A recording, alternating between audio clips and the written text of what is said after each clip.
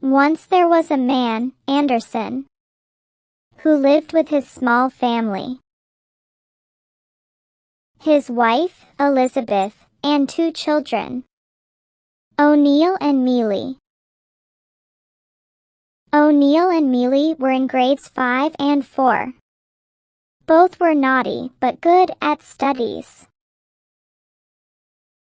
O'Neill sometimes lied, and Anderson and Elizabeth always said, "This is not good for you." But O'Neill didn't care. At dinner, Elizabeth served the food. O'Neill, here's your spaghetti. Mealy, take some salad. Anderson took a piece of chicken onto his plate and asked, O'Neill, how's your math test? I got high marks. O'Neill lied. Mealy shook her head and said, No, Dad. He got low scores. Anderson looked at O'Neill and spoke softly. Lying is not good. You must be honest. Understand? O'Neill nodded but kept staring at Mealy. Mealy just smiled and took a bite of her salad. Elizabeth sighed and leaned over her plate. Anderson said, Elizabeth, the new neighbor has come. You should go greet them. Elizabeth nodded. I already decided to go. Don't worry. Anderson cleaned his mouth with a napkin and went to the bedroom.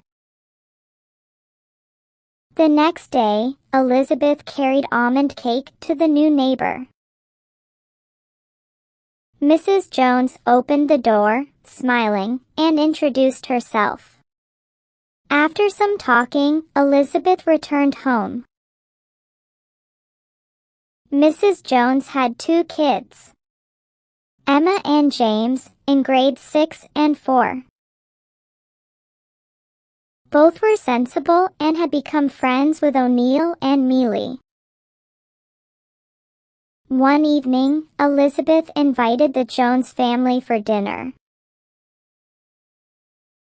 After dinner, everyone sat in the lounge, and Elizabeth served coffee. Mr. Jones leaned back in his chair and said, Back in my village, I had a big house with many rooms.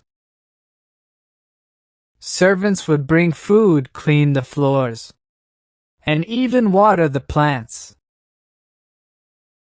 My fields stretched far, and every harvest was full.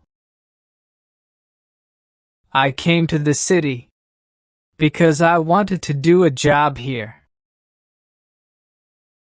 His wife and children shifted uncomfortably, glancing at each other. After the Jones family left, O'Neill said to Mealy, Did you hear how Uncle Jones kept talking about his big house? He sounded so proud. Mealy chuckled. Yeah. He acted like a king in the village. Elizabeth frowned and said, He is elder. Show some respect. Anderson rubbed his temples and said, I'm going to the bedroom. My headache is bad. Please send me coffee. Elizabeth nodded and went to the kitchen. One evening, the family visited the Jones house. After dinner, Mr. Jones bragged. In my village, we had very good servants who always took care of everything. Our house had so many rooms that I sometimes got lost inside. The field stretched as far as the eye could see. Suddenly, the doorbell rang. James ran to open it. Hi, Uncle. He said. A villager stepped inside, and Mr. Jones introduced him. This is my cousin Thompson. Mrs. Jones poured coffee and handed a cup to Thompson. Thompson took a sip and said, Jones, you remembered? How we used to go far to fetch water from the well and work in the fields of other farmers for very little wages? Now you are in the city. Lucky you don't have to do that anymore. Mr. Jones's face turned red.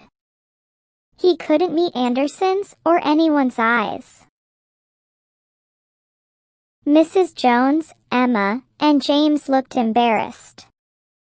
O'Neill and Mealy looked at each other and hid their smiles. Anderson gave a gentle smile and turned to the kids. Emma, James, tell me about your trip to the zoo last week. Which animal did you like the most? Emma's face brightened. The lions, definitely. They were so big and strong. James nodded eagerly. I liked the monkeys. They were so funny. Elizabeth added softly. Did you take pictures? Both nodded, smiling. After some more talk, Anderson's family said goodbye and returned home. As soon as they entered the house, O'Neill and Mealy burst into laughter. Did you see Uncle Jones's face? O'Neill laughed. It turned red like a tomato when his cousin started talking. Mealy giggled. Yes. He was so proud before. And then suddenly, quiet. Elizabeth stopped and looked at them strictly. Enough. It is not good to laugh at elders, even if they are wrong. The children controlled their laughter. Later that night, Anderson spoke. O'Neill, did you notice something today? O'Neill looked up.